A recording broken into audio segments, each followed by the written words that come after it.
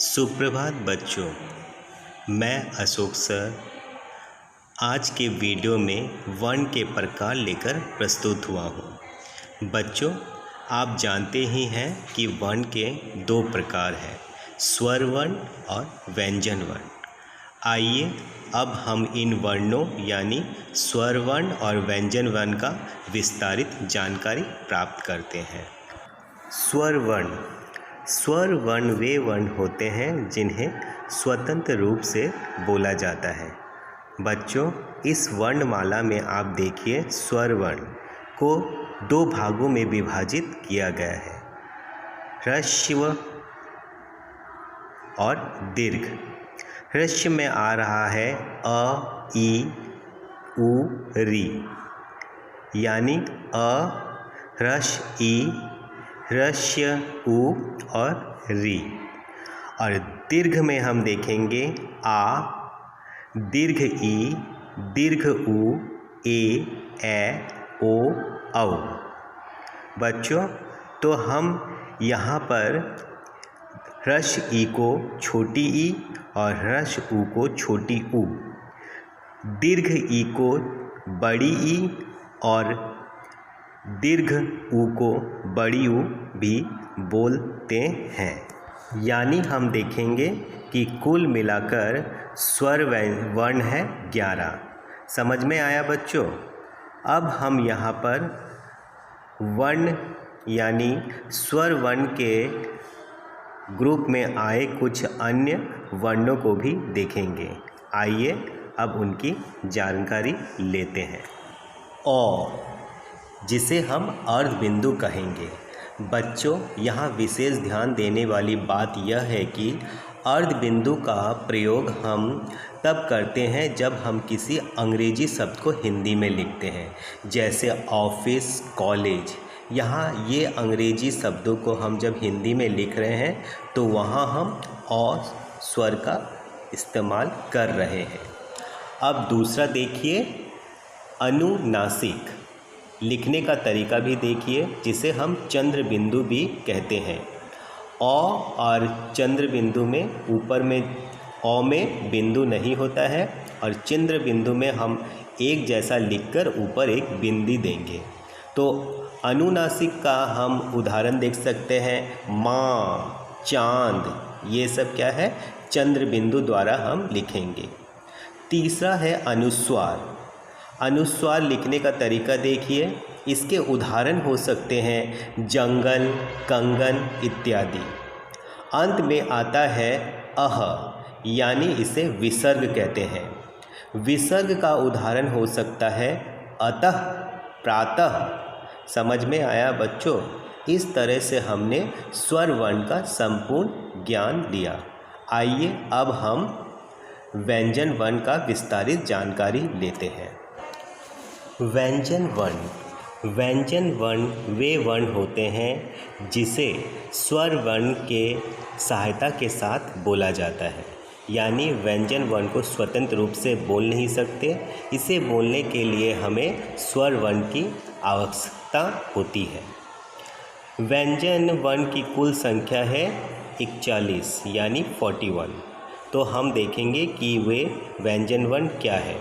पहले देखेंगे कि व्यंजन वर्णों को हम 5 भागों में बांटे हैं, स्पर्श, अंतस्थ, ऊष्म, आगत और संयुक्त।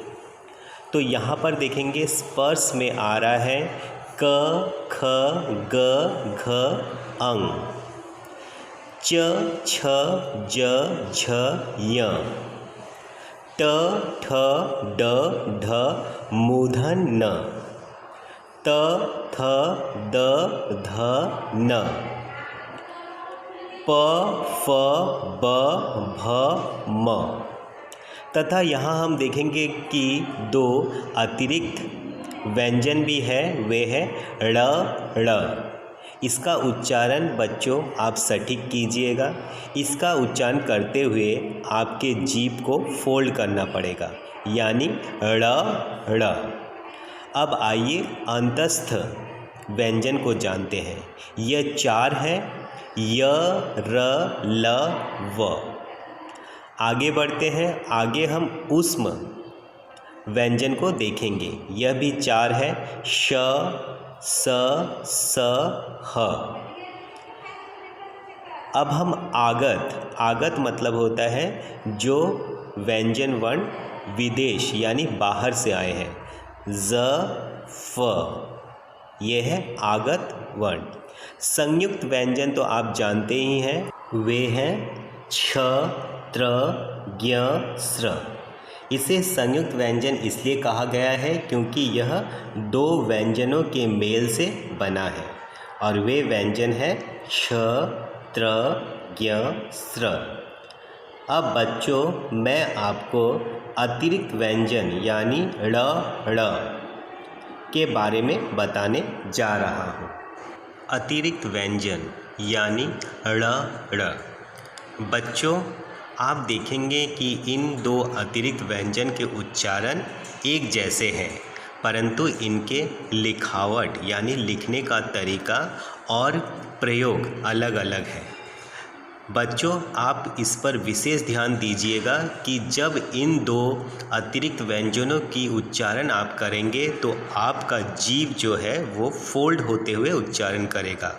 जैसे ड़, जब आप इसकी उच्चारण कर रहे हैं तो देखिएगा कि आपके जीभ फोल्ड हो गए हैं, परंतु इन दोनों व्यंजनों का उच्चारण सेम है यानी एक जैसा है, परंतु इसका प्रयोग और लिखने का तरीका अलग है। जैसे ड़, ऊपर वाला ड़ देखिए जिससे आप शब्द बना सकते हैं पेड़, लकड़ी, दौड़ना आदि, और नीचे वाले ड़ से आप शब्द बना सकते हैं बाढ़ यानी फ्लड, पढ़ना रीड, बूढ़ा ओल्ड मैन। तो इस तरह से आप अतिरिक्त व्यंजन के उदाहरण लिख सकते हैं। बच्चों आने वाले समय में आपको इन 2 व्यंजनों के अंतर को समझना है और सही लिखना है। आइए अब बच्चों हम र और ड़ के अंतर को जानते हैं। यह एक बहुत ही विशेष अंतर है जिससे अधिकतर बच्चे इसके कन्फ्यूज़न से दूर नहीं होते हैं। तो आइए देखते हैं र व्यंजन को जब आप बोलेंगे तो आप अपने कंठ को छूकर देखिए कि इसमें एक कंपन यानी वाइब्रेशन हो रहा है। तो र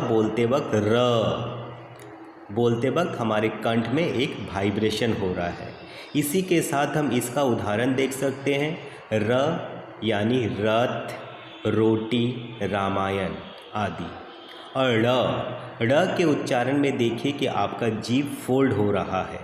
तो इसका उदाहरण हो सकता है चौड़ा, पकौड़ी, लड़ना।